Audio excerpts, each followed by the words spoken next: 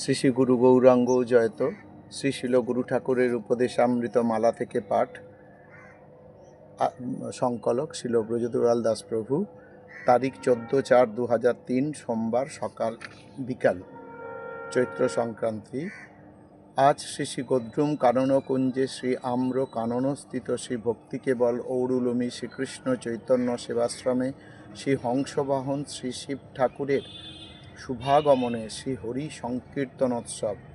আশ্রমের সকলে ভক্ত ভগবানের শুভাগমনে মহাপ্রেমানন্দ রসের সেবায় নিমজ্জিত।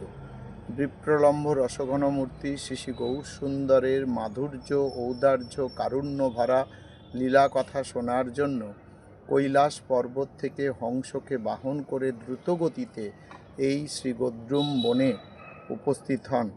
তাঁর অমৃত ভরা লীলা মাধুরী শ্রবণে বিমুগ্ধ হয়ে এই ধামে তিনি অবস্থান করেন এবং নিত্যকাল আছেন। শ্রী গৌরসুন্দরের মাধ্যাহ্নিক লীলা সংকীর্তনে যোগদান করেন।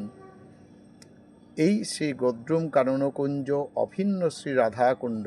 শ্রী ব্রজে শ্রী রাধাকুণ্ডে যেমন মাধ্যাহ্নিক লীলা নিত্যকাল চলছে, এখানেও তেমনি মাধ্যাহ্নিক লীলা চলছে।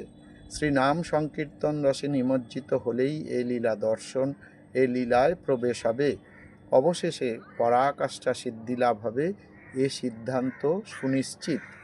শ্রী গোপেশ্বর শিব শ্রী বৃন্দাবনে শ্রী রাধাকৃষ্ণের রাসলীলায় প্রবেশ করেন গোপী বেশে, কিন্তু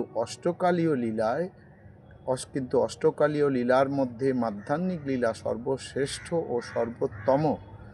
এর উপরে জীবের ভাগ্যে আর কোনো বড় প্রাপ্তি নেই।